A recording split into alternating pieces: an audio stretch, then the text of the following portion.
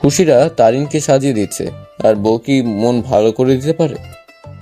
জানো নানু ভাই, তোমার নানু বউ ভাতের দিন এইরকম ভাবে বসেছিল, তখন তার দাদু বলেছিল বউর কাছে যাও, তাহলে মন ভালো হয়ে যাবে। সত্যি বলছো নানু? হ্যাঁ নানু ভাই। তা কেমন কাটলো নানু ভাই বাসরা? নানু সে কথা বলে নাকি? তুমি না একদম লজ্জা করে না? দূর নানু ভাই, কি যে বলো না। শোনো নানু, এটা বলবে না। আর নানু ভাই রেগে যাও কেন? নানু এরকম প্রশ্ন করবে কেন? এরকম করবে নানু ভাই? তুমি জানো তোমার নানুর বন্ধুরা পাগল করে দিয়েছিল তোমার নানুকে এই প্রশ্ন করে। আচ্ছা, নানু নানু ভাই কি সেই কথা বলেছিল তার বন্ধুদের? দূর পাগল নাকি, কেউ কিছু কথা বলে নাকি? সবাই তো মজা করে সে কথা নিয়ে। নানুর কথা শুনে কেমন জানি হয়ে গেলাম। তাহলে যে তুমি জিজ্ঞেস করলে? আরে মজাও বোঝো না নাকি? ও, চলো। কোথায়? আরে তোমার মন ভালো না, তাই মন যেখানে ভালো হবে সেখানে নিয়ে যাই। বলে আমাকে আমার রুমে নিয়ে যেতে লাগলো। আমি আর নানু দুজনে গল্প করতে করতে রুমের কাছে চলে এলাম। দরজার কাছে গিয়ে দাঁড়িয়ে গেলাম। কি নানু ভাই দাঁড়িয়ে গেলে যে? নক করে বলো যে তাদের সবকিছু কাজ হয়েছে কিনা। আরে সমস্যা কি তোমার? বউ না নানু ভাই?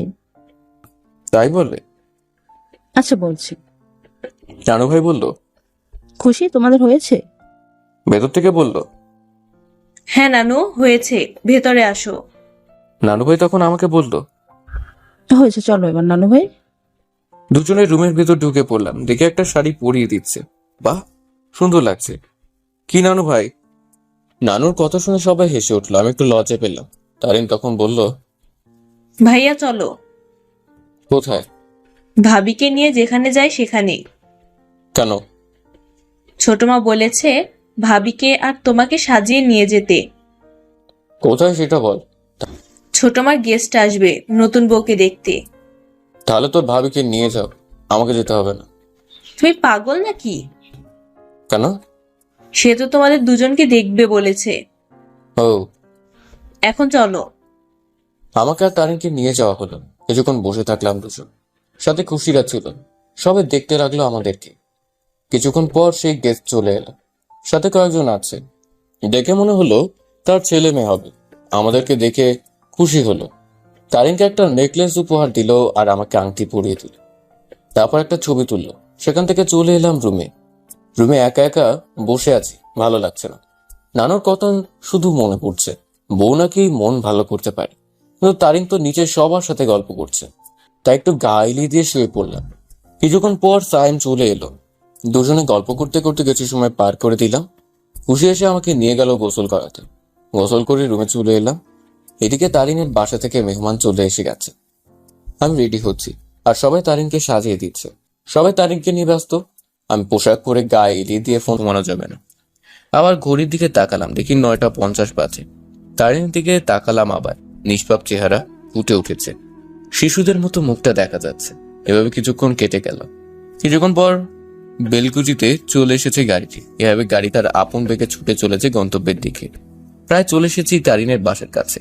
তারিনের গ্রামে নাকি একটা কবি আছে, রজনীকান্ত সেন কবি। সে কবি নাকি অনেক কবিতা, গল্প, কিছু ছড়া ইত্যাদি লিখেছেন। আমি তার কবিতা বেশি পড়তে পারিনি, শুধু একটা কবিতা পড়েছি। বাবুই পাখি ডাকিয়া বলেছি চড়াই, কুড়ে ঘরে থাকি বলে শিল্পীর বড়াই, আমি থাকি মহাসুখে অট্টালিকা ঘরে। কবিতাটি খুব ভালো লাগে আমার। কবিতাটি আমার কাছে অনেক সুন্দর লাগে। চলে এসেছি তারিনদের গ্রামে, সেন ভাঙ্গা বাড়ি। তারিনের বাসার সামনে গাড়িটা পার্ক করে রেখে দিল। বাইরের ছোট ছেলে মেয়েদের হইচই লেগে গেছে। সবাই বলছে জামাই চলে এসেছে। তখন তারিনকে আস্তে করে ডাক দিতে লাগলাম। তারিন, এই তারিন। কি হয়েছে? আমরা চলে এসেছি। তারিন আমার কাঁধ থেকে মাথাটা সরিয়ে নিল।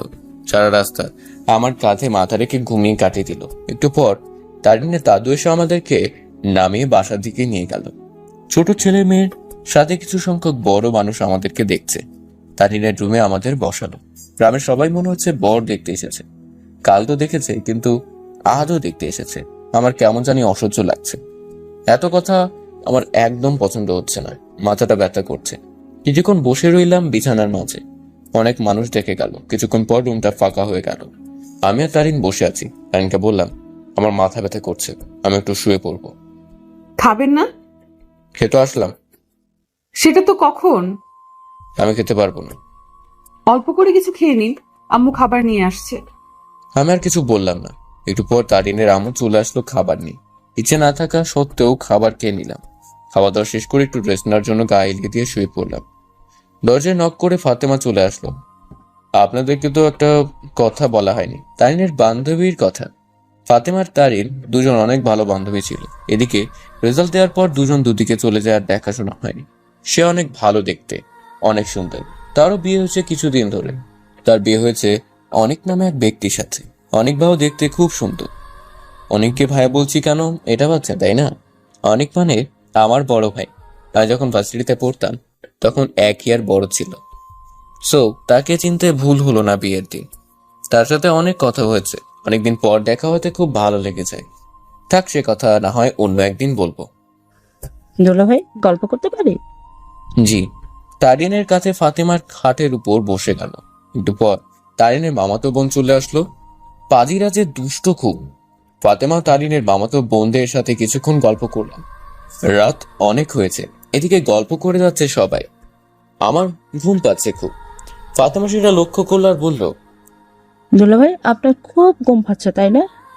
আমি একটু হেসে বললাম, আরে না, সমস্যা নাই, গল্প করেন। তারিনের ছোট মামাতো বোন বলে উঠল, না ভাইয়া, কাল গল্প করবো কেমন? আজ ঘুমিয়ে পড়েন। তাহলে চলো সবাই, তোমার আপু আর ভাইয়াকে ঘুমোতে দাও। ঠিক আছে আপু, আমরা সবাই কাল গল্প করবো। গুড নাইট ভাইয়া। Good night. সবাই চলে গেল রুম থেকে। মাথাটা ব্যথা করছে সেই কখন থেকে, কিন্তু তবুও গল্প করে গেলাম তাদের সাথে। কি হলো, মাথা ব্যথা করছে নাকি আপনার? তারিন কেমন করে বুঝলো আমার মাথা ব্যথা করছে? আমি বুঝতে পারলাম না। আচ্ছা আপনি শুয়ে থাকেন, আমি মেডিসিন লাগিয়ে দিচ্ছি। তারিন বিছানা থেকে উঠে গিয়ে ড্রয়ারে কি যেন খুঁজতে লাগলো। তারপর হাতে করে কি যেন নিয়ে আসলো। এটা কি তোমার হাতে? মেডিসিন। এটা দিয়ে কি করব? আপনি ভালো করে শুয়ে পড়েন, আমি আপনার কপালে লাগিয়ে দিচ্ছি, ইনশাআল্লাহ সেরে যাবে। আমি শুয়ে পড়লাম। তারিন আমার কপালে সে মেডিসিন লাগিয়ে দিচ্ছে, আমার মাথাটা হাত দিয়ে বিলিয়ে দিচ্ছে। ভালো লাগছে আমার। কখন যে ঘুমিয়ে গেছি জানি না, কারো স্পর্শে ঘুমটা ভেঙে যায়। আমি চোখটা খুলে দেখি তারিন আমার মাথাটা বিলিয়ে দিচ্ছে। আমার দিকে তাকে মিষ্টি হাসি দিয়ে বলল, কি এখন সেরে গেছে মাথা? জি, মাথা ব্যথা করছে না। জান্নাতে যাবেন না? আমি ঘুম ঘুম চোখে বলে দিলাম, হ্যাঁ যাব। তুমি কি প্রতিদিন যাও? না, কিন্তু একদিন যাব ইনশাআল্লাহ। আজকে তাহলে উঠে অজু করে তাহাজ্জুদের নামাজ পড়ে আল্লাহর কাছে চেয়ে নিন। ঠিক আছে, তুমি যেদিন যাবে সাথে আমাকে নিয়ে যেও। মিষ্টি হাসি দিয়ে বলল, সেজন্যই বলছি, আল্লাহর কাছে দুজন মোনাজাত ধরে চেয়ে নিই। তুমি চেয়ে নাও, আমার খুব ঘুম পাচ্ছে। তুমি যখন জান্নাতে যাও তখন আমাকে নিয়ে যেও। আবারও তারিন মিষ্টি হাসি দিয়ে বলল, অবশ্যই, আমি যদি জান্নাতে যাই ইনশাআল্লাহ তখন আপনাকে নিয়ে যাব। তাহলে আমি ঘুমিয়ে যাই। তুমি যখন যাবে তখন আমাকে সাথে করে নিয়ে যাও কিন্তু। মিষ্টি হাসি দিয়ে তারিন বলল, ঠিক আছে, ঘুমিয়ে যাও, ইনশাআল্লাহ আমি যদি জান্নাতে যাই আপনাকে নিয়ে যাব। তারিন মাথাটা বিলিয়ে দিচ্ছে আর নাদিমের দিকে তাকিয়ে আছে। নাদিম আবার ঘুমের রাতে চলে যায়, আর তারিন কিছুক্ষণ নাদিমের দিকে তাকিয়ে থেকে আল্লাহর কাছে দোয়া করে, হে আল্লাহ, আপনি আমার স্বামীকে হেদায়েত দিয়ে দিন, আমিন। আল্লাহর কাছে দোয়া করে আলতো করে নাদিমকে আজও চুমু দিয়ে পাশ থেকে উঠে গিয়ে অজু করতে যায়। তারিন অজু করে এসে তাহাজ্জুদের নামাজ আদায় করে নিল, আর আল্লাহর কাছে দোয়া করে সবার জন্য, আর নাদিমের জন্য আর তারিনের জন্য। তারপর কোরআন শরীফ তেলাওয়াত করলো। কোরআন শরীফ তেলাওয়াত করতে করতে ফজরের আজান দেয়। কোরআন শরীফ রেখে ফজরের নামাজ আদায় করে নিল। তারপরে নাদিমের পাশে আবার এসে বসে যায়। আবার চুমু দেয় তারিন নাদিমকে। কি যেন ভেবে তারিন মিষ্টি হেসে ওঠে। নাদিমের পাশে বসে কিছুক্ষণ নাদিমের দিকে তাকিয়ে রইল। তারপর মাথার চুলগুলি হাত দিয়ে এলোমেলো করে দেয়। তখন নাদিমের ঘুমটা ভেঙে যায়। ও সরি, ঘুম থেকে জাগিয়ে দিলাম। নাদিম মিষ্টি হাসি দিয়ে বলল, না, আমার ঘুম শেষ। ও তাহলে উঠে ফ্রেশ হয়ে নিন। জি। আর শোনেন, আপনি তো শহরে থাকেন, তাই গ্রামের নিয়ম কানুন মানবেন না জানি। তাড়াতাড়ি গিয়ে ফ্রেশ হয়ে আসেন, গ্রামের কিছু সংখ্যক মানুষ আপনাকে দেখতে আসবে। তারিনের কথা শুনে মুখটা কেমন জানি হয়ে গেল। আজকেও দেখতে আসবে? আজকেও কেন? জামাই দেখবে। ও মা, কয়বার দেখতে হয় জামাই? সেটা তারা জানে। ও। তাড়াতাড়ি যান। নাদিম উঠে ফ্রেশ হতে গেল ওয়াশরুমে। এদিকে তারিন রুমে বসে রইল। কিছুক্ষণ পর নাদিম ওয়াশরুম থেকে বের হয়ে আসলো। এসে দেখে তারিন রুমে নেই। কোথায় গেল তারিন? মনে হয় কেউ ডেকেছে, সেখানে গেছে। নাদিম ফোনটা বের করে কিছু কাজ করতে লাগলো। এর মধ্যে তারিনের যে মামাতো দুই বোন চলে এসেছে। কিছুক্ষণ গল্প করলাম তাদের সাথে। একটু পর তারিন চলে এলো রুমে। তারিনও আমাদের গল্প শুনছে। এভাবে কেটে যেতে লাগলো সময়।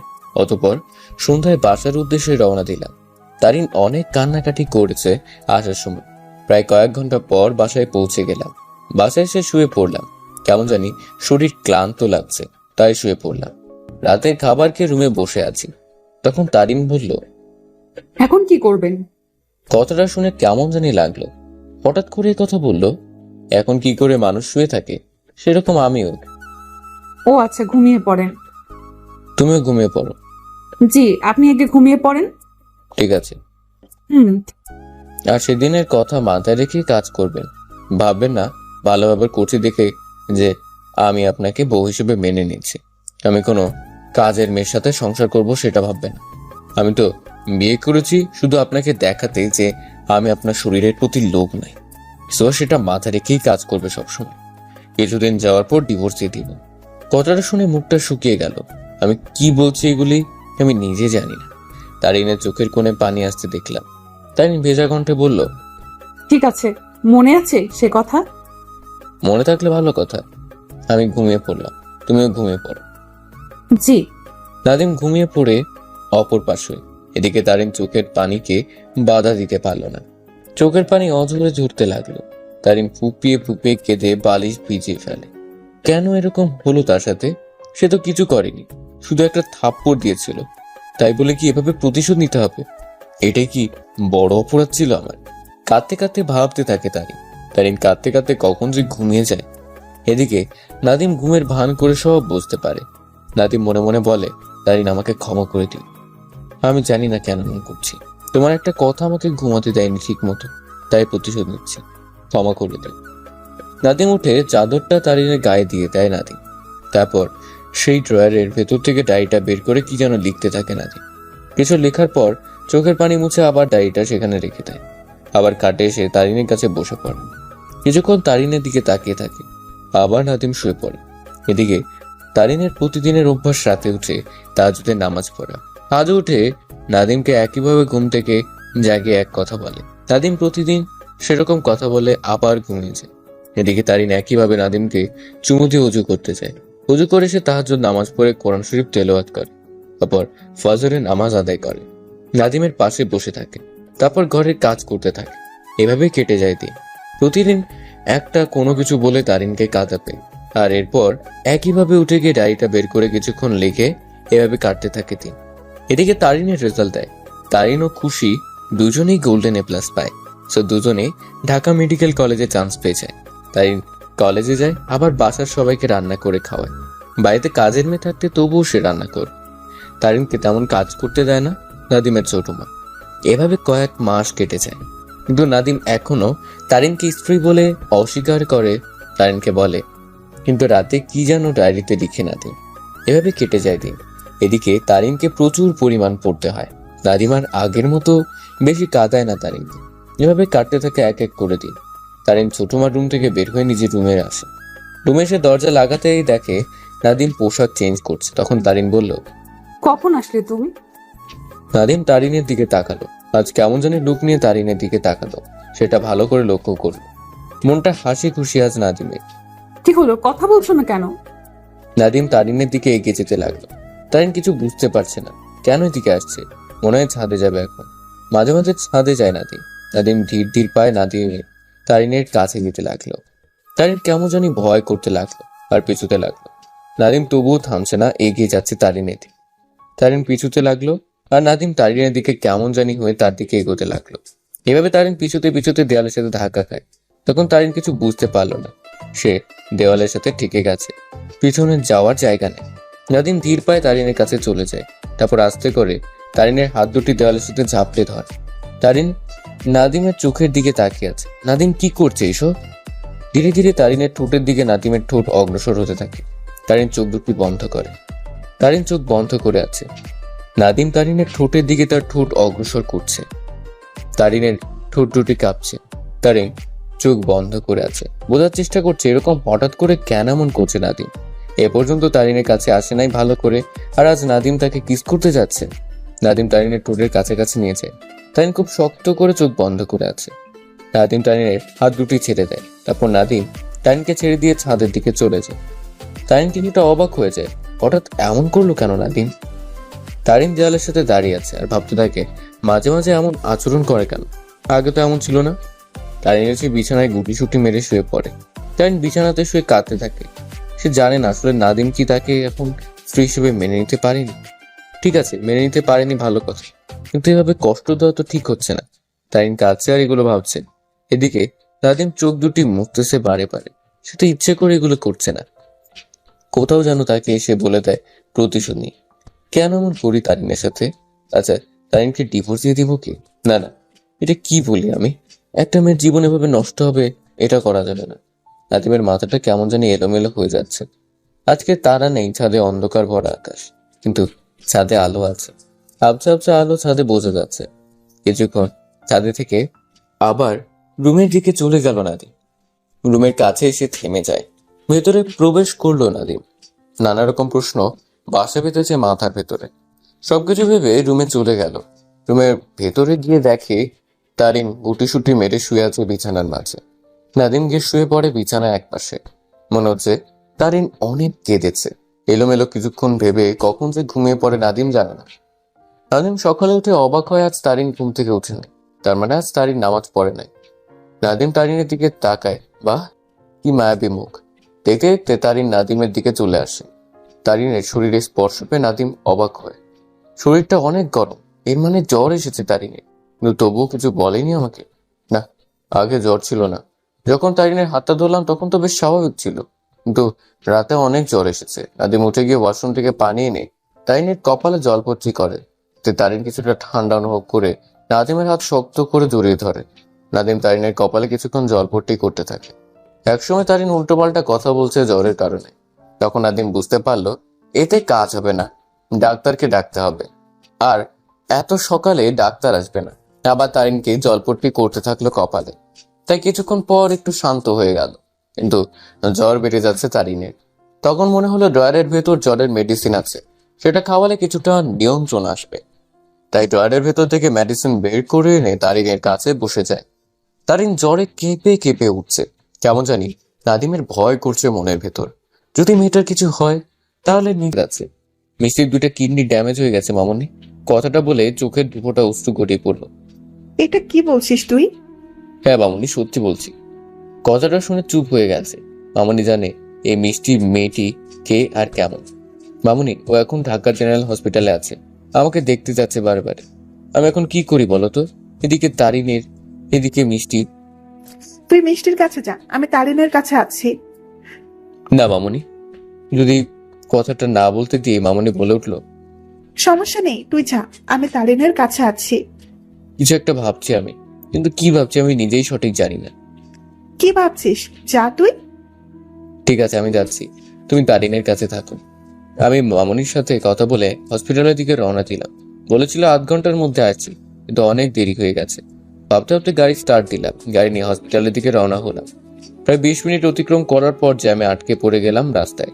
এদিকে ঘড়ির কাঁটা দ্রুত অতিক্রম করছি, কিছু বুঝতে পারছি না। চোখের সামনে শুধু মিষ্টির মুখখানা ভেসে উঠছে। কিছু ভালো লাগছে না। একটু পর জ্যাম ছাড়লো, আবার হসপিটালের দিকে ছুটে চলেছি। কিছুক্ষণ পর হসপিটালে চলে এলাম। প্রায় 40 মিনিট লেগেছে আসতে। ফোনটা বের করে সাইমকে ফোন দিলাম। হ্যালো, তুই কনে? মিষ্টি কেবিনের পাশে বসে। ও কয় নম্বর কেবিনে? 300 নম্বর। ওকে, আমি আসছি। ফোনটা রেখে কেবিনের দিকে চলে গেলাম। সামনের দিকে যাচ্ছে, ভাবছি কি বলবো মিষ্টিকে, বুঝতে পারছি না। ভাবতে ভাবতে পৌঁছে গেলাম। কেবিনে ঢোকার ভয় করছে, কি বলবো মিষ্টিকে জানি না। আর এতে আমার দোষ কিসের? তার আব্বু তো জোর করে বিয়ে দিয়ে দেয়, এতে মিষ্টির বা আমার দোষ কিসের? কিন্তু মনের ভিতর এক প্রকার সংকোচ করছে। ভাবতে ভাবতে ঢুকে পড়লাম। মিষ্টিকে দেখে দাঁড়িয়ে গেলাম, চোখে পানি চলে এসেছে। কি অবস্থা হয়েছে মিষ্টির? মনে হচ্ছে কোনো কঙ্কাল হয়ে গেছে, শরীরটা এত শুকিয়ে গেছে, বোঝা যাচ্ছে না এটা একটা মানুষ। সাইম বলে উঠলো। দাঁড়িয়ে গেলে কেন?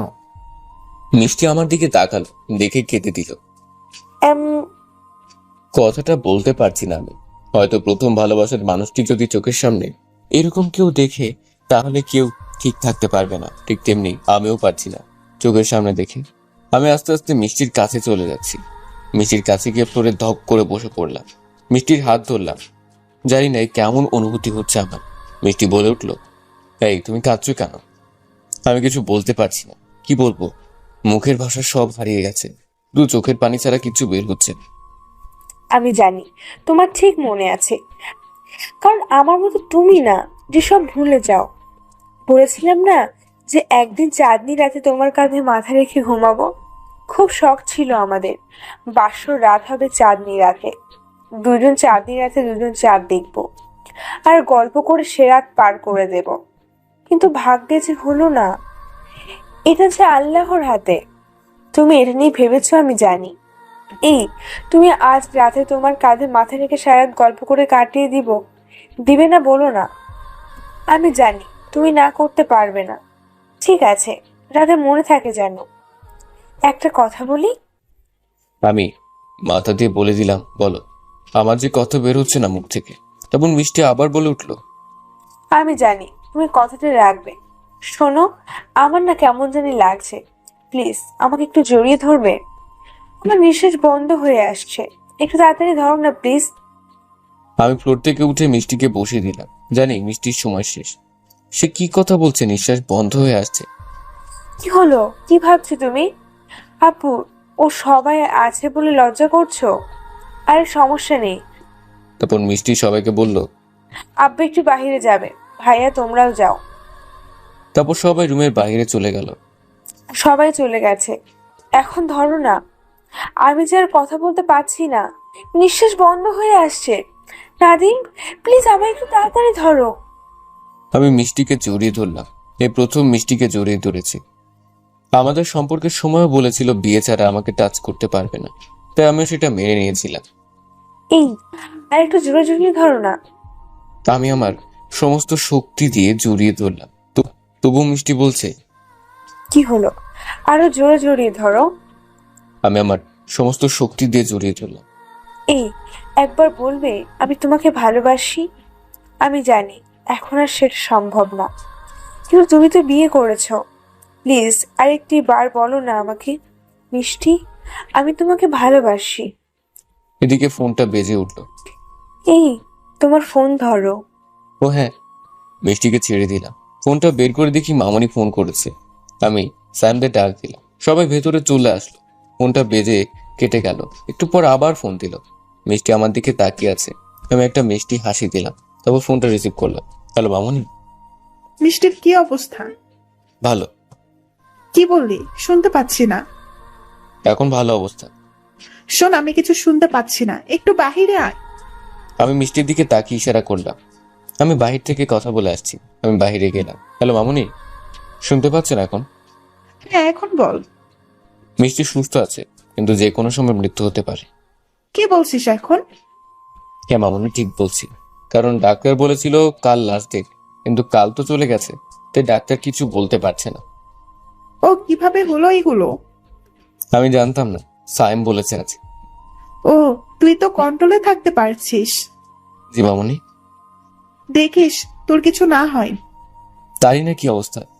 এখন সুস্থ আছে, একটু কমেছে জ্বর। ভেতরে থেকে চিৎকারের শব্দ শুনতে পেলাম। মামনি, এখন ফোনটা রাখি। মিষ্টির কি যেন হয়েছে।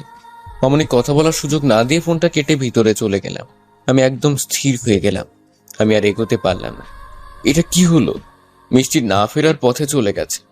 আমি দৌড়ে মিষ্টির কাছে চলে গেলাম। মিষ্টির আব্বু আম্মু সবাই কান্না করছে। আমি মিষ্টির হাত ধরে বললাম, মিষ্টি, এই মিষ্টি। জানি মিষ্টি আর কথা বলবে না, কিন্তু মন তো আর মানছে না।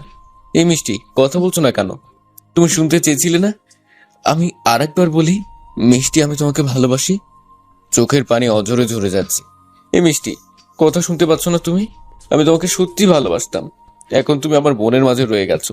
আমি তোমাকে ভালোবাসি, এই কথা শুনতে পেলে না শেষবারের মতো আমাকে ক্ষমা করে দিও তুমি। সাইম আমার কাঁধে হাত রাখে, আমি ওটা সাইমকে জড়িয়ে ধরে কেঁদে দিই। সবাই কান্না করছে মিষ্টির পাশে বসে। অতঃপর মিষ্টিকে সিট কেটে এনে বাসায় নিয়ে আসা হয়। সবাই কান্নাকাটি করছে, আবার কিছু মানুষ কোরআন শরীফ পড়তে থাকলো। মিষ্টিকে দৌড় করে জানাজার জন্য তৈরি করা হচ্ছে। সব আত্মীয় স্বজন আছে, তাই জানাজার জন্য দেরি করা হয় না। কিছুক্ষণের মধ্যে জানাজা করা হলো। তারপর মিষ্টিকে কবরস্থানে নিয়ে আসা হলো, মানে আখেরি নিবাসে রেখে আসা হয় মিষ্টিকে। মাটি দিয়ে হুজুর দোয়া করে দেয়। আমরা চলে আসি কবরস্থান থেকে। আমি বাসার উদ্দেশ্যে রওনা দিলাম।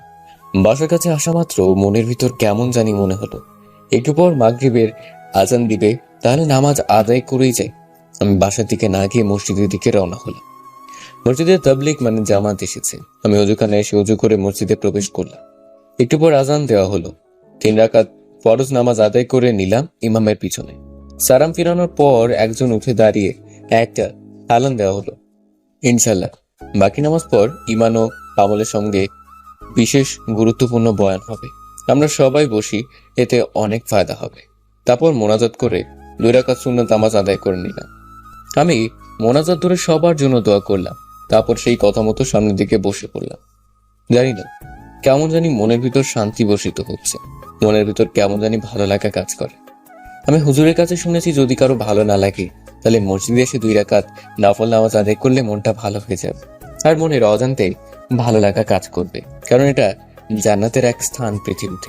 তাই হয়তো এরকম শান্তি লাগে মসজিদের ভেতর আসলে। আবার শুনেছি ভালো না লাগলে বা ঘুম না আসলে মসজিদে বা ঘরে 2 রাকাত নফল নামাজ পড়লে ইনশাল্লাহ ঘুম আসবে, এবং আল্লাহর নাম নিয়ে জিকির করলে ইনশাল্লাহ অবশ্যই ঘুম এসে যাবে অটোমেটিক ভাবে। যদি প্রতিদিন 100 বার সুবহানাল্লাহ, 100 বার আলহামদুলিল্লাহ, 100 বার আল্লাহু আকবার কেউ যদি উপরোক্ত নাম মোট 300 বার পরে ইনশাআল্লাহ তার ঘুম এসে যাবে আর নেকি পাওয়া যাবে। এদিকে একজন মসজিদের মেম্বার বসে বয়ান করতে লাগলো। মন দিয়ে শুনছি আর ভাবছি জীবনে কি করেছি রবের জন্য, সব তো খারাপ কাজ করেছি। তাহলে কি আল্লাহ তাআলা ক্ষমা করে দিলেন? যে বয়ান দিচ্ছে সে বলেছে কালেমা লা ইলাহা ইল্লাল্লাহু মুহাম্মাদুর রাসূলুল্লাহ সাল্লাল্লাহু আলাইহি ওয়াসাল্লাম।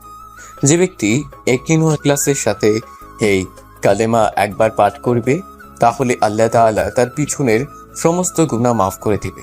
সুবহানাল্লাহ।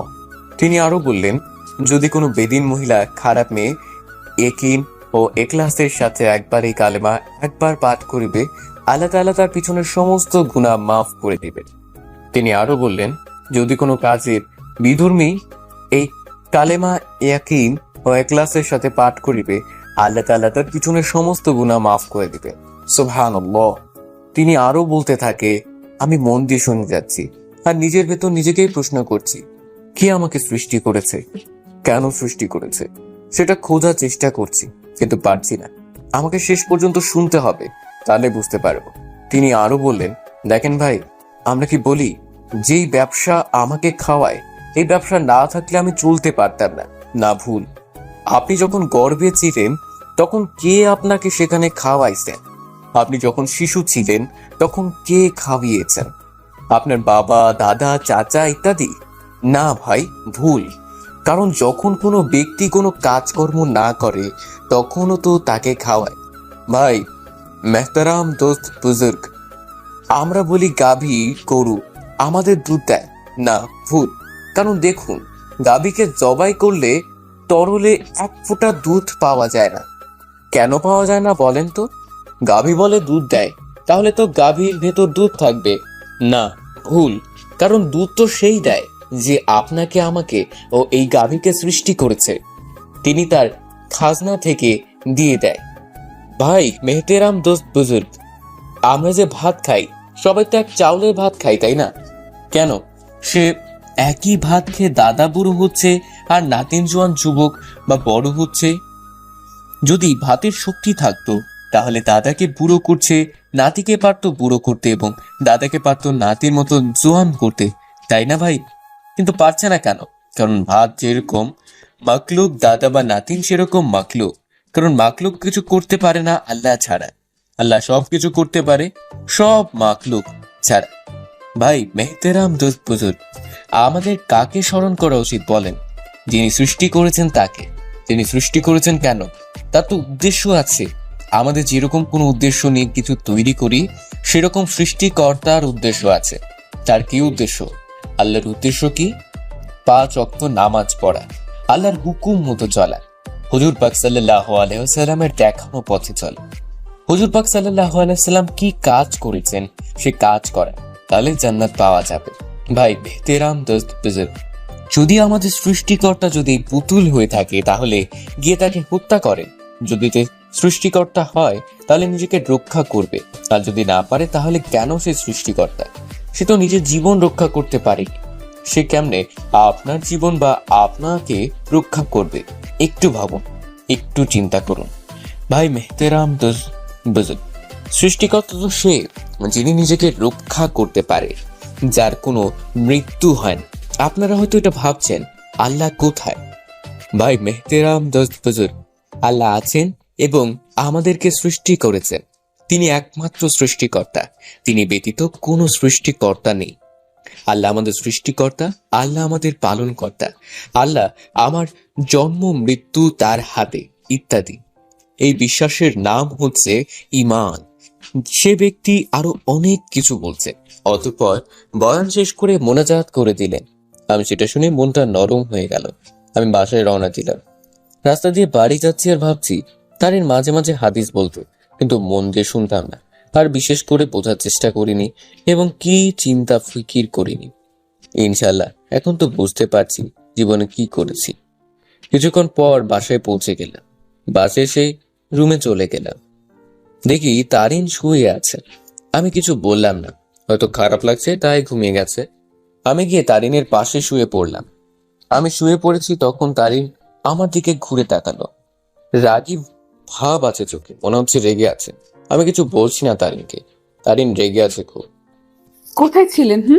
কতবার ফোন করেছি? একটু খেয়াল আছে? কেন এত বারে বারে ফোন দিয়ে যাচ্ছে আর ফোন রিসিভ করার টাইম নাই? কত টেনশন ফিল করছি জানেন? তা জানবেন কেন? নিজে তো আমাকে কেয়ার করবেন না, সব সময় প্রতিশোধ নিতে হয়। সে ভুলের কি ক্ষমা করা যায় না? আমি তারিনের কথা শুনে ফোনটা বের করে দেখি ঠিকই তো অনেকবার ফোন দিয়েছিল। আমি তারিনের দিকে তাকিয়ে হাসি দিলাম। একদম এই হাসি হাসবেন না। কেন, কি হয়েছে? ফোন তো সাইলেন্ট ছিল। আবার বলছে কেন, কি হয়েছে? কোথায় ছিলেন সেটা বলুন। মসজিদে। আমার কথা শুনে তারিন অবাক হয়ে গেল। সত্যি বলছো তুমি? হ্যাঁ, সত্যি বলছি। আলহামদুলিল্লাহ, আল্লাহ আপনাকে অনেক অনেক শুক্রিয়া। কেন? আরে আল্লাহর কাছে আমি প্রতিদিন আপনার জন্য দোয়া করতাম, আল্লাহ তাআলা যেন আপনাকে হেদায়েত দান করুক। সেটা মনে হয় আল্লাহ কবুল করেছেন। হয়তো তাই, জানি না আমি হেদায়েত পেয়েছি কিনা। ইনশাআল্লাহ প্রতিদিন নামাজ। চোখের পানি বের হয়। আপনি কি দেখেছেন আপনার পরিবারে পুরুষের বা ছেলেদের চোখের পানি হয়তো সবসময় দেখা যায় না? হ্যাঁ, আমি দেখেছি একটা পুরুষের চোখের পানি প্রচন্ড কষ্ট সহ্য করতে না পেরে চোখের পানি বের হয়, তা আবার আড়ালে, যেন কেউ দেখতে না পারে, কেউ না, এক আল্লাহ ছাড়া। আমি এটা বলছি না যে নারী বা মেয়েদের চোখের পানি এমনিতে বের হয় না, বরং কষ্টের কারণে বের হয়, কিন্তু পুরুষের চেয়ে ভিন্ন। নারীরা অল্প আঘাতে চোখের অশ্রু ঝরিয়ে নিজের কষ্টগুলি হালকা করে, কিন্তু পুরুষের সেরকম হয় না। কষ্টগুলি বুকের ভেতর চাপা দিয়ে রেখে দেয়, যেন কেউ বুঝতে না পারে। চিরকুট বিছানায় রেখে ঘড়ির দিকে তাকালাম, দেখি 4টা বাজে। শিট, আর মাত্র 1 ঘন্টা বাদে সিরাজগঞ্জের ট্রেন যাবে। ভাবতে ভাবতে দরজার দিকে তাকালাম, দেখি ছোট মার মামনেও খুশি দাঁড়িয়ে আছে। আমার কান্না দেখে এগিয়ে এলো। ছোট মা জিজ্ঞেস করলো, কি হয়েছে? কিছু না। ছোট মা চিরকুটটি হাতে নিল। আমি ছোট মার দিকে তাকিয়ে আছি, কি রিয়াক্ট দিব। চিরকুটটি পরে ছোট মার চোখটা কেমন মলিনময় হয়ে গেল। মামনি ছোট মাকে জিজ্ঞেস করলো, কি রে, কি হয়েছে? ছোট মা মামনিকে চিরকুটটি দিল, হাতে দিল। মামনি চিরকুটটি পরে আমার দিকে তাকালো। ছোট মা বলে উঠলো, না দে।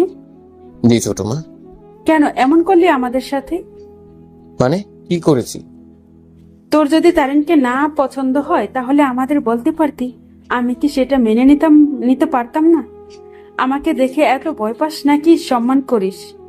যদি এইগুলো ভেবে রাজি হয়েছিলি সেটা ভুল করেছিস। জানিস তুই একটা মেয়ের তার অনেক স্বপ্ন থাকে, কিন্তু তুই তো সেটা করতে দিলি না। আমাদের বলতে পারতি যে আমি তারিনকে বিয়ে করতে পারবো না। কেন বলিসনি বল? মাথা নিচু করে বসে আছে। কি বলবো? আজ তো আমার কোনো উত্তর নেই মুখে। ছোট মা আবার বলতে শুরু করলো, কাজের মেয়েকে স্ত্রী মর্যাদা দিতে পারবো না? কাজের মেয়ে মানুষ না? তাদের কি কোনো মন মানসিকতা নেই? তারা কি ভালোবাসতে পারে না? নিজেকে কি ভাবিস, খুব বড় লোক? আর যদি তুই মরিস তাহলে তোর এই ধন সম্পদ দিয়ে কি হবে? শোন, নিজেকে একটু সাধারণ হয়ে বেঁচে থাকার চেষ্টা কর, তাহলে কিছু শিখতে পারবি। একটা কথা মনে রাখ, যে ভুল করেছিস তা কখনো ক্ষমা পাবি না। ছোট মা কথাটা বলে রুমের দিকে চলে গেল। মামুনি ডাক দিল কয়েকবার, কিন্তু কিছুতেই কাজ হলো না। তুই এত নিস আমি জানতাম না, তোকে খুব বিশ্বাস করতাম। ও ভাবতাম তুই খুব ভালো, কিন্তু আজ তার প্রমাণ পেলাম। আমার ঘৃণা হচ্ছে তোর প্রতি, যে তোকে আমরা এই শিক্ষা দিয়েছি। ছি ছি। মামুনি বলে বের হয়ে গেল রুম থেকে, সাথে খুশিও। আমি কি করব? এখন নিজেকে শেষ করে দিই? না, এটা করা যাবে না। তাহলে আমি জান্নাতে যাব কেমনে তারিনের সাথে? চোখের পানি মুছে ঘড়ির দিকে তাকালাম। 4:25 বাজে। ও মাই গড, আমার তো 35 মিনিট পর সিরাজগঞ্জের ট্রেন যাবে। তাড়াতাড়ি করে বের হয়ে গেলাম রুম থেকে। গাড়ি নিয়ে স্টেশনের দিকে রওনা দিলাম। মাথার ভেতর একটা শুধু ঘুরপাক খাচ্ছে। তার কি সত্যি চলে গেছে? গাড়িটি ব্রেক করলাম। ও শিট! বাইরে থেকে শব্দ হলো। চোখে দেখেন না এভাবে কেউ গাড়ি চালায়? কি আর করা, শুধু বকা শোনা ছাড়া কিছু নেই। এমনিতে মাথায় কাজ করছে না। এমন কেন করলাম আমার সাথে তারিন? প্রায় 35 মিনিট পর পৌঁছে গেলাম স্টেশনে। ট্রেন এখনো যায়নি, তার মানে এখনো তারিন যায়নি। আমি তাড়াতাড়ি করে গাড়ি থেকে নেমে পড়লাম। ট্রেন হর্ন দিচ্ছে, এর মানে ট্রেন এখন ছেড়ে যাবে। আমি ট্রেনের ডাব্বায় চেক করতে লাগলাম। একটা করেছি কিন্তু ওটাতে নেই। সেখান থেকে নেবে আবার অন্যটা খুঁজতে লাগলাম, কিন্তু সেখানে নেই। এর মধ্যে ট্রেন হর্ন দিচ্ছে, এর মানে ট্রেন ছেড়ে দিবে। কিছু মানুষ আমার দিকে তাকিয়ে আছে, ভাবছে আমি কেন এরকম করছি। আবার অন্যটা দেখলাম, কিন্তু সেখানে নেই। এভাবে আরো 4টা দেখলাম, কিন্তু নেই। এর মধ্যে আস্তে আস্তে ট্রেনটা চলতে শুরু করেছে, আর মাত্র একটা বাকি আছে খোঁজার। কিন্তু ট্রেন তো চলতে শুরু করেছে। মাথাটা কেমন জানি করে উঠলো, চোখটা আন্ধার হয়ে আসছে। তাড়াতাড়ি করে শেষ ডাব্বায় উঠে পড়লাম। ট্রেনটি আস্তে আস্তে স্পিড বাড়ছে। মনের ভেতর ভয় করছে, যদি এইটাতে না থাকে তাহলে চলে গেছে তার। ভাবতে একটা ঝাঁকুনি খেলাম, তখন একটু ঘোর কাটলো। আমি খুঁজতে রাখলাম, কিন্তু এখানে নেই। এদিকে ট্রেন আস্তে আস্তে স্পিড বেড়ে যাচ্ছে। আমাকে নামতে হবে, নাহলে কোথায় যাবো এর কোনো ঠিক নেই।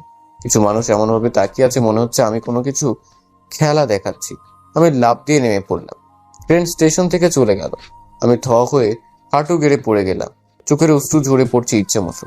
আমি একবার চতুর্দিকে তাকালাম, সবাই আমার দিকে তাকিয়ে আছে। আমাকে দেখছে আর মনে করছে আমি পাগল। আমি উঠে দাঁড়ালাম, চোখটা মুছে যাত্রী সিটে গিয়ে বসে পড়লাম। মাথার ভেতর শুধু তারিনের কথা ভাবছি। কিছুক্ষণ কাঁদলাম বসে থেকে। তাই এভাবে আমাকে ছেড়ে যেতে পারে না। আমি তো তারিনকে মনে ভালোবাসি, তাই বলে কি আমাকে ছেড়ে চলে যাবে? না, এটা হতে পারে না। তারিন আমাকে ছেড়ে যেতে পারে না। মনে হচ্ছে পিছনে কেউ আমার দিকে তাকিয়ে দেখছে। তারিন আমাকে তো দেখছে না। চোখটা মুছে পিছন ফিরে তাকালাম, কই কেউ নাই তো। তাহলে আমার এটা ভুল ধারণা। আবার চোখ দিয়ে অঝরে বৃষ্টির মতো অশ্রু ঝরে পড়ছে। কিছুতে মনকে সান্ত্বনা দিতে পারছি না। কাজটা আমার ঠিক হয়নি। কেন এরকম করলাম আমি? আচ্ছা, তারিন কি আর কখনো আসবে না আমার কাছে? নাকি একবারে চলে গেছে, আর কখনো আমার সাথে দেখা হবে না? শুধু একবার আমার কাছে এসো তারি, তো একবার ফিরে এসো, দেখবে আর কখনো তোমাকে হারাতে দিব না। চোখের সামনে কে যেন ডায়েরি ধরলো। আমি একটু অবাক হলাম, এটা তো আমার ডায়েরি। আমি তার দিকে তাকাতে অবাক হলাম। আমার হার্টবিট বেড়ে যাচ্ছে। কেমন করে হতে পারে? নাকি স্বপ্ন দেখছি আমি? আমি উঠে দাঁড়ালাম। তারিন আমার দিকে তাকিয়ে আছে, শুধু চোখ দেখতে পাচ্ছি। বুঝতে পারছি তারিনও কাঁদছে। তারিন আমার দিকে ডায়েরিটা ধরে আছে। আমি বুঝতে পারছি না ডায়েরি ধরবো নাকি তারিনকে জড়িয়ে ধরবো, কিছু বুঝতে পারছি না। আমি তারিনের কাছে কাছে এলাম। তারিন সে একইভাবে আমার দিকে তাকিয়ে আছে। আমি কি করব বুঝতে পারছি না। আমি তারিনের হাত ধরলাম, তারপর গাড়ির দিকে নিয়ে যেতে লাগলাম। সবাই আমার দিকে তাকিয়ে আছে। এখন সবাই বুঝতে পেরেছে কেন আমি এরকম করছি। গাড়িতে উঠে বসে রইলাম দুজন, কেউ কিছু বলছে না। আমি তারিনের দিকে একবার তাকালাম। আমার দিকে সেই কখন থেকে তাকিয়ে আছে। আমি গাড়ি চালাচ্ছি আর তারিনের দিকে তাকাচ্ছি। বাসায় চলে এলাম, অতঃপর খাবার খেয়ে রুমে চলে এলাম। কিছুক্ষণ পর তারিন চলে এলো রুমে। আমি শুয়ে পড়লাম। আমার শুয়ে থাকা দেখে ভ্রু কুঁচকে কিছুক্ষণ তাকিয়ে কি যেন ভাবলো। আমি শুয়ে ঘুমানোর চেষ্টা করছি, কিন্তু আজ ঘুম আমাদের চোখে আসছে না। তারিন ঘরের কাজ করছে। কিছুক্ষণ পর ঘড়ির দিকে তাকালাম, দেখি রাত 11:55 বাজে। আজ অনেক রাত হয়ে গেছে তারিনকে ফিরে পেয়ে। তাই আজ দেরিতে খাবার খাওয়া হলো, আর তাই ঘুমোতে দেরি হচ্ছে। একটু পর বুঝতে পারলাম তারিন রুমে নেই। আমি ওপাশ ঘুরে দেখি তারিন নেই। আমি একটা ব্যালকনিতে চলে গেলাম, দেখি দাঁড়িয়ে কাঁদছে। হঠাৎ কান্নার কারণ কি? আমি তারিনের কাছে চলে গেলাম। কাছে যাওয়াতে তারিন চোখ দুটি মুছে ফেললো। আমি তারিনের হাত দুটি ধরলাম। তারিন আমার দিকে তাকিয়ে আছে। কাঁদছ কেন? তোমার জন্য। আমি অবাক হলাম। আমার জন্য মানে বুঝলাম না। তোমার বোঝা লাগবে না, অভিমান করেছে কেন? সেটা বুঝবে না। আচ্ছা চল, এখন ঘুমাবে চল। এইভাবে যে যেতে পারবো না, তাহলে? এটা কি শিখিয়ে দিতে হবে? আমি ভাবলাম কিভাবে নিতে হয়। ও হ্যাঁ, ধুর মশাই, কোলে করে নিয়ে বিছানায় শুয়ে দিন। তাই তো, তাই দিতে হবে। আমি তারিনকে কোলে তুলে নিলাম। তারিন আমার চোখের দিকে তাকিয়ে আছে। আমি তারিনের চোখের দিকে তাকিয়ে আছি। রুমে নিয়ে এলাম, বিছানায় শুয়ে দিলাম তারিনকে। তারপর আমি শুয়ে পড়লাম। আমার শুয়ে থাকা দেখে বলল, এই তুই আজ ফ্লোরে শুয়ে থাকবি। তারিনের কথাটা শুনে কেমন জানি ভয় খেলাম। হঠাৎ তুই করে কথা বলছে, আমি কেন ফ্লোরে শুয়ে থাকবো? আমি দুজন এক বিছানায় শুয়ে থাকতে পারি না। কথাটা শুনে আমি কেমন জানি হয়ে গেলাম। বিয়ের দিন থেকে আমার সাথে শুয়ে আসছে, আর আজ বলে কি এক বিছানায় দুজন শুয়ে থাকতে পারি না। কি হলো, কি ভাবতেছিস? তাড়াতাড়ি কর, আমার ঘুম আসছে। কি আর করা, আমি উঠে পড়লাম। ফ্লোরে গিয়ে শুতে যাব, তখন পিছন থেকে তারিন আমার হাতটি ধরে ফেলে। আমি পেছন ঘুরে তাকিয়ে দেখি রাগী চোখে তাকিয়ে আছে। আমি কি কিছু ভুল করেছি নাকি? না, কই কিছু ভুল হয়নি তো। আমি আবার কি করেছি? আমার ঠোঁটের উপর তারিন হাত দিয়ে মুখ বন্ধ করলো। তারিন আমার শার্টের কলার চেপে ধরে তারিনের কাছে নেয়। আমি ভয় খেয়ে গেলাম। আমি তো এমন কোনো কিছু করিনি যে কোথাও ভুল হয়েছে। তারপর তারিন বলতে থাকে, কি রে, তুই ফ্লোরে কেন শুতে চাস? তুমি তো বলো। আমাকে কথা বলতে না দিয়ে তারিন বলল, আমি বললেই তুই যাবি? না মানে? আমাকে ভালোবাসিস তো বলতেছিস না কেন? কে বলেছে? তোর ডায়েরির আমি সব পেজের লেখা দেখেছি। প্রায় 2 ঘন্টা লেগেছে পড়তে। জানিস কত কেঁদেছি ডায়েরিটা পড়ে? কেন করলি আমার সাথে এরকম?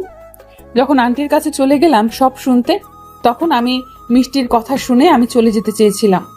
তুই আমাকে মেনে নিতে পারিসনি, তাই আমি চলে গেলে তুই ভালো থাকবি। কিন্তু যখন ব্যাগের ভেতর সেই ডায়েরিটা চলে যায়, আমি টিকিট কাউন্টারে এসে টিকিট কেটে ট্রেনের জন্য অপেক্ষা করতে থাকলাম। তখন মনে হলো একটু বই পড়ি। যখন বই বের করতে তোর ডায়েরিটা পেলাম, তখন মনে পড়ে গেল বাসর রাতের কথা। তুই কি যেন লিখেছিলি। পরে আমি অনেক খুঁজেছিলাম, কিন্তু কোথাও পাইনি। আজ যখন পেয়েছি, তখন ডায়েরিটা খুলে পড়তে থাকি। প্রতিটা পাতা পড়ে আমি কেঁদেছি। এতটা ভালোবাসতি মিষ্টিকে। তারপর যখন তোদের ব্রেকআপের পাতা পড়লাম, তখন একটু জোরেই কেঁদে দিয়েছিলাম তোর কথাগুলো পড়ে। তারপর প্রতিটি দিন খুব কষ্ট করে পার করেছিস। তারপর আবার আমাকে যখন দেখলি, তখন খুব ভালো লাগে। কিন্তু ডায়েরিতে লিখেছিলি, যখন আমি তোকে ড্রাইভার বলে গালি দিলাম, তখন তুই মনে মনে রাগ করতি। তারপরে যখন আমার কাছে আসলি, তখন আবার আমাকে ভালো লাগা শুরু করে। কিন্তু মিষ্টির কথা মনে পড়ে যাওয়াতে তুই আমাকে দূরে সরিয়ে দিতি। কিন্তু ভাগ্যে আবার বউ করে আমাকে আনলি। একটা কারণে বাসরাতে তোর স্বপ্নের রাত শেষ করে দিয়ে বুকের ভেতর কষ্টগুলো রেখে দিতি। এভাবে প্রতিটি পাতা আমি পড়েছি আর কেঁদেছি। আমাকে ভালোবাসতি, কিন্তু বলতে পারিস নাই কেন? প্রতিশোধ নিয়েছিস ঠিক, কিন্তু যে কষ্ট আমি পাবো তার চেয়ে বেশি কষ্ট তুই পেয়েছিস কষ্ট দিয়ে। এরকম করছিস কেন? তুই কেন আমাকে দূরে ঠেলে দিলি? আমাকে এত ভালোবাসার পরে কেন আমাকে এরকম করে কষ্ট দিতি? যদি এই ডায়েরিটা না পেতাম, তখন তো আমি চলে যেতাম। তখন কি করতে? আরো বেশি কষ্ট হতো। কিন্তু আল্লাহ তাআলা আমাকে সেটা করতে দেয়নি। আমি তখন ট্রেনের টিকিট ছেড়ে ফেলি। তারপর সিদ্ধান্ত নিলাম, আমি গেলে তুইও শেষ হয়ে যাবি। তাই যখন বাসার দিকে রওনা দিলাম, তখন দেখি তুই গাড়ি নিয়ে এসেছিস। পরে তোকে দেখা না দিয়ে আড়াল থেকে দেখলাম কি করিস তুই। তারিন কথাটা বলে দিল এক এক করে। আমি তখন বলতে থাকলাম, কি করবো বলো? তুমি তো সেদিন বলেছিলে আমি নাকি তোমার শরীরের দিকে লোভ করেছিলাম, কিন্তু আমি সত্যি শরীর দিকে লোভ করিনি। আর সেটা বোঝানোর জন্য তোমার সাথে এগুলি করেছি। কিন্তু তুমি এইটুকু বুঝতে পারলে না, তোমার কোনো কিছু খারাপ দেখতে পারতাম। তোমার ভালো লাগা থেকে সবকিছু আমায় সায় দিয়েছি। তোমার প্রতি অনেক যত্ন নিয়েছি। তোমার কোনো কিছুতে খারাপ লাগলে সেটা আমি করিনি, শুধু তোমার অধিকার থেকে বঞ্চিত রেখেছি। কিন্তু আমারও তো ইচ্ছে করে অন্য পুরুষের মতো তোমাকে স্ত্রীর অধিকার দিতে, কিন্তু একটা জায়গায় শুধু থেমে যায়। শুধু তোমাকে বোঝানোর জন্য এগুলো করেছি। কেউ কি স্ত্রীকে মেনে নিতে না পারলে স্ত্রীর সব দিক খেয়াল রাখে বলো? কিন্তু তুমি বুঝতে পারোনি আমার ভালোবাসা। এখন বুঝেছি। বলে তারিন আমাকে ধাক্কা দিয়ে বিছানায় ফেলে দেয়। তারিনকে আমি টান দিয়ে আমার উপর ফেলে দিলাম। কি হলো, তোর সাহস তো কম না, আমাকে তোর উপরে ফেলে দিলি? আমার মুখে আমি দিব, তাতে তোমার কি? এই কি করছো? কি করছি? শুধু দেখো। না না, এটা করো না। চুপ। তারপর তারিনী আমার ঠোঁটে তারিনীর ঠোঁট এক হয়ে যায়। তারপর তারিন আর আমি সুখের সাগরে ভেসে যাই, অথবা গভীর রাতে তাহাজ্জুদের সময়। এই, কি? জান্নাতে যাবে না? হ্যাঁ, যাবো সাথে তোমার। তাহলে চলো তাহাজ্জুদের নামাজ পড়ো, আল্লাহর কাছে চেয়ে নেই। চলো। এই কি করছো? চুপ। এটা ঠিক হলো না। চলো ফ্রেশ হয়ে নামাজ পড়ে জান্নাত চেয়ে নিই। চলো। তারিন আর নাদিম ফ্রেশ হয়ে এসে দুজন তাহাজ্জুদের নামাজ পড়ে। আল্লাহর কাছে দোয়া করে দুজন যেন জান্নাত চেয়ে নেয়। সমাপ্ত। আল্লাহ হাফেজ।